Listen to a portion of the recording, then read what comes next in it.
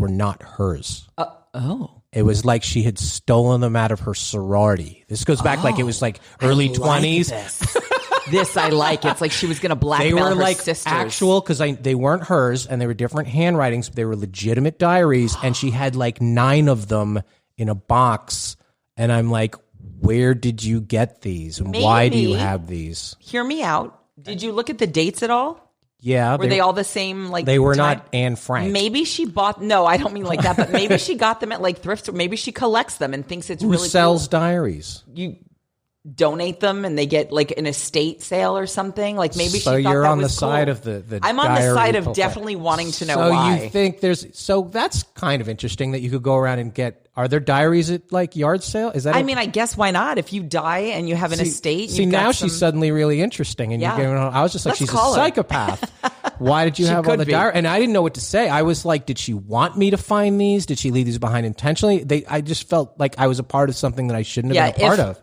If they were diaries from people she knew, that's weird. But if they were diaries from people she didn't know, maybe she's just fascinated by that. Like I remember we would drive through, like let's say I grew up in Vegas and we were driving to California. We'd drive through like Barstow or whatever. Yeah. And you see these small towns like off the side of the road. It's mostly desert, but you see and people live. And I was always fascinated as a kid thinking, I would love to just be like a fly on the wall, like in houses of people I don't know. Well, like and from just here kind of to watching. Kingman. Yes. There's a lot of like. I just would love to like, and I don't care about, I don't want to come into your house and see how you live. Like I know you, that does not interest me. I want to like watch people I don't know and like how they interact and like, you know, walking through the kitchen, what do they pick up to snack on? Just that kind of stuff fascinates me. Yeah. I always thought a camera outside a bar in the parking lot that was fixed for like, 8 a.m. the next morning, like the walk of shame camera, where they had to drop the people off in the awkward goodbye, like drive me back to my car kind of thing. Well, nowadays you would just see an now Uber driver taking dropping her off. There goes that $100 idea. Here's the thing about like, yeah, it could be interesting why, but if it was something that she did to collect diaries, wouldn't she have shared that if they were in a relationship? Or with me, I'm like, who is this? I was the one. He had a bunch of diaries and be like, I like to do this. Maybe not necessarily. Maybe it wasn't something she really like was at the forefront of her mind. You know, maybe it was something she hadn't done in a while, or it's not like such a big fixation. She's like, I love this. You've got to know. It's just like, oh, every, 4 years or so, maybe, I'll see and be like, oh, cool. Anytime I'm in an antique store, I look and I ask, do you happen to have any diaries? I mean, some people collect rosaries. Do they have them? They do sometimes. Absolutely. They have little Bibles. I think ancient ones or old ones. Very cold. Like I always thought it was both very personal and, Nancy Reagan published the book of her husband. Ronald Reagan hand wrote a letter to Nancy every day of their marriage, no matter where he was. And she published them. And they were very sweet, but I always wondered on his side, like, I didn't want to share that with the world. I wanted to share it with you. He's dead. I get that. Well, this is which. Can we not honor the dead's wishes? Well, I mean, if he had made that, clear to her that he didn't want it, but if they were nice, I see like what's wrong with it. But they were very people, intimate portrayal of their relationship and how much he loved her, and I thought it was very sweet. But part of me would be like, this is only for you from Sure, me. I think she must have known him well enough to know that he would have been okay with it, or she wouldn't have done it. They did seem like a happy couple. Yeah, they did. Can you imagine if they were like, I want to fuck you like an animal, Nancy? Well, I'm sure they had an editor.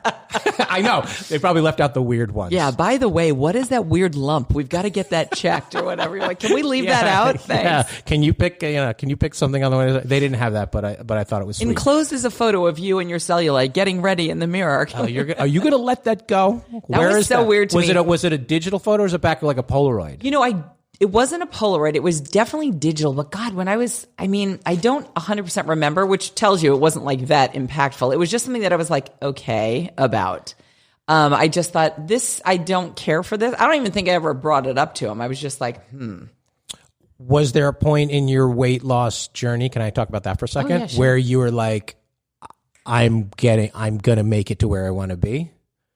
Like you say you lost 100 pounds over 7 years. That's a slow not thing. over 7 years. It was like an 18-month period. I had the weight loss surgery.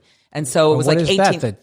The band? No, I did have the band actually. You cut off a leg? Do not ever get the band. The band is horrible and almost killed me. I was very, very sick from the band. I had the band for like 2 years. Yeah. I lost about 80 pounds only because I was always vomiting, always throwing up. Right. So then I was getting second opinions. I was so sick, so weak. I could barely like work or function. I would go to the hospital like every few weeks for like an IV. It was terrible. So finally got a second opinion and they're like, yeah, the band needs to come out. It is slipped 80% of the way down your stomach and it's basically strangling you to death. Yeah. That's one way to lose weight. Yeah. And I got it taken out and felt great. And then within like a year, I had gained all my weight back. And then I found out that my insurance covered weight loss surgery. So when I had the gastric sleeve, which just means they just cut off like 80% of your stomach. Oh. They just like cut it off and like sew it. And it's like shaped like a sleeve, which is why they call it that. And yeah, so I lost like 109 pounds or whatever. And it took about 18 months. Good for you. It averages out to like 8 to 10 pounds a month. You have to go get the skin done? I actually am going to be getting a tummy tuck soon. All right. Yes, thanks to an anonymous benefactor. All right. And not so anonymous to me. We'll be posting the before and after pictures on our Facebook page. We'll see. I mean, maybe. Do you know who, oddly, that actually triggered me here, of who I look to as like, what he did works. I think I should try that. Do you know who? My brother? Yeah. Yeah. Jimmy has done, he does the 5 and 2. Yeah. He's kept the weight off a long time. He has, but he also... And he likes barbecue and cooking. He likes a lot of stuff like that. He never had a weight problem. He was always very skinny growing up. Chunky, though. He was always very skinny growing up. Oh. And then when he was like man show-ish, he was like, it was more like baby fat than anything. He was never like a fat person, but he was like next to Adam Carolla for one thing, who's skinny. Right. And he just kind of had, it was like baby fat more than anything. And then he lost that weight and I mean, it wasn't like so much weight. He really kept it up. He lost 40 pounds. Right, which to me is nothing because I've been like 100 and something pounds overweight. But he's been at that weight for a fairly long time. And I think he has a personal trainer who like kind of, and Jimmy's very determined and dedicated. Like if he puts his mind to something, there's nothing that's going to stop him. Because he's not Oprah yo-yoing and she has all the tricks and the thing. He's very much like... He's very dedicated. And he's like, my brain is like, watch this. I would go and get diet pills like back in the day when diet pills were a thing, like at a truck stop. Like one of your friends would be like, I got these diet pills. You're like, where? They're like at a truck stop in Kingman. You're like, next time you're going through, stock up and give me like girls in college. Like we did everything we could to lose weight except diet and exercise. But that's another story. And I would like get these pills and everyone was losing weight on them. And I'd be like, I could eat, watch. And I'd take the pills and like still eat. Like, why was I doing that? I don't know. But Jimmy is not like that. When he's like, gets something in his head, he will do it. Is it always the same days that he does? I don't really know. I don't think so. I think he's a little looser with it now that he like doesn't have to lose weight. He just has to maintain. But, you know, they would do a lot of everyday catered lunches for the writers and all this. So now they do that, but they keep it they keep it more health conscious. Yeah. And like, it's not as crazy, like tons of bagels in the break room every day. And it's a little more like, all right, we're all But it seems like a fairly normal way to do it. Yeah. And he's a very big fan of the sous vide, which is that cooking thing. And he would like put his fish in there and have like, he likes to, I'm doing the bone broth. It really is good. Oh, see, that skeeves me to even think about like bone broth. It's so good for you. And I don't eat meat anymore anyway, so I think that would What about the broth? Does that count as meat? Yes, it's made from animals. Are you like... No, I'm not kosher like kitchen. No. I do eat fish, and honestly, there are some times like when I was at my mom's over Christmas, she was making bacon. I was like, I took 2 pieces and like stood in the hall and just like scarfed them. So no, I'm not like that. But there are certain things like I will never just like eat a steak. If I said, oh my god, the steak's so good, have a bite. If it's a very small bite, but for me now, it's more of a mental thing than anything else. Like the texture and stuff, like skeeves me. Yeah. But like a burger, I could eat if it's not too thick. Or like a chicken nugget, because I always feel like they're not real meat anyway. Yeah, that's right. And it's not very often. It's just once in a while. But I feel like I've. So where do you stand on the McRib? Oh my god, I used to love them. I had a whole bit about it. Like I was like the fat girl who could never talk about anything but the McRib coming back. I loved, and I had it again. Like I gave up meat like a year and a half ago, but. You know, for the most part, but recently, I think the last McRib I had probably was 3 or 4 years ago, and I was like, "What was I thinking?" I know it is like a gelatinous slab of. When's the last time you had a hot dog? I actually have never liked hot dogs. Oh, I only would eat turkey ones when I would eat them because I really just never liked hot dogs. But now I love the Morningstar Farms veggie corn dogs. They're so good. Oh my God, I might stop and get some on my way home today. Okay. So I'll eat like 2 of them in the microwave for breakfast and like 2 for lunch. Okay, that's what's known as a tangent. Great love, listeners. Sorry, but I guys. hope it was good for you. Yeah, you never know. You never know where we're gonna go. Yeah, they're like, oh, I just got good information on weight loss surgery. Have you ever done Carolla's show? No, I've done his wife's podcast.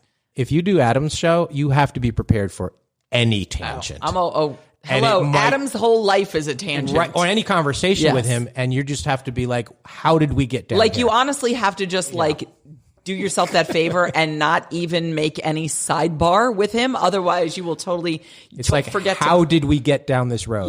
Yeah, that's true. Because Adam's Adam. You sir. My third one, my number 3. It's you telling. Okay.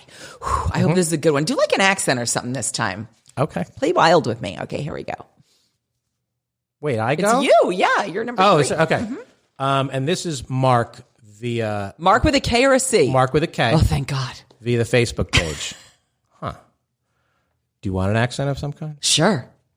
Do you want a Massachusetts accent? If you can do one, yeah. Don't screw it up, though.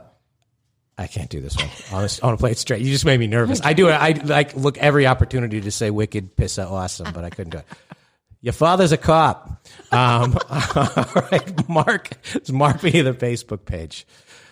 I always had trouble saying I love you, and I know that ultimately that is what made you end things. You felt I was too emotionally immature. Well, I know it has been a while, and I'm not afraid anymore. I not only miss you, but I love you. I think we should give it another try. Oh. She's crying. I literally am. She's literally crying. Mark, I got a girl for you. Mark, I just want to say, first of all, you're right about that. That was something that always bothered me. And it was hard, because I loved you so much and I always told you. And I just felt like you never wanted to say it. And just to hear you say that now means so much to me. And I would love to give it another try. She's actually crying. I feel like I have chills. I know. I'm so glad I didn't shave my legs. Every once in a while we throw in a sweet. You were waiting for the dark turn, and it didn't come. And I love that he was sweet, and he feels bad, and he's willing to put himself out there. Sometimes, because she could be like, "Fuck you, too late." Oh, of course, most people would be. Sometimes it takes a while for the boys to grow up. Any humans, let's be honest. It did kick in. I think that he's clearly done the work, or the work sunk in to him. I believe him. I want her to take him back. I do too. Because it doesn't seem like there was any real terrible stuff. It was just my dad doesn't say I love you. She just couldn't get through. My dad doesn't say I love you very often. Yeah, the Howies don't say I love you. It wasn't something that they said in his house. They're German Irish, so they were nice people and they loved him, but it wasn't a very my mom is Italian. Mm-hmm. Everything's I love you. I love you. I love your face. Mm-hmm. Come here. Give me food is love. Everything's love. Right. And my dad loves us a million ways to Sunday. He shows it in everything he does. Doesn't say it. The words are tough for him. He actually used to. Am I going to out him? He's never going to listen to this. Hey. He used to say to my mom because I'm not going to tell him. Yeah. He used to say to my mom, instead of I love you, it was so hard for him to just bridge that, just to say it. And he loves her so much and shows it. He would say te amo. Oh. Which is just because they had seen it in some movie or something, kind of like in Ghost where he would just say ditto. Yeah. It was just those words were so difficult. He showed her all that. I hope that this lady gets back together with Mark. Mark, I know. Let Mark, please reach out again and follow up with us on this. See, you should say I love you once in a while, but there are more original things to say and ways to express it that can absolutely be more meaning for me. Sure. If you're just you're just the most special person in the world, and I can't believe you're my girlfriend. My ex used to say to me, I'll fight for you. Because one time I had said to him, I feel like if we get in a fight, and I leave in a huff or whatever, right. You won't even come after me. I feel like you won't even fight for me. Yeah.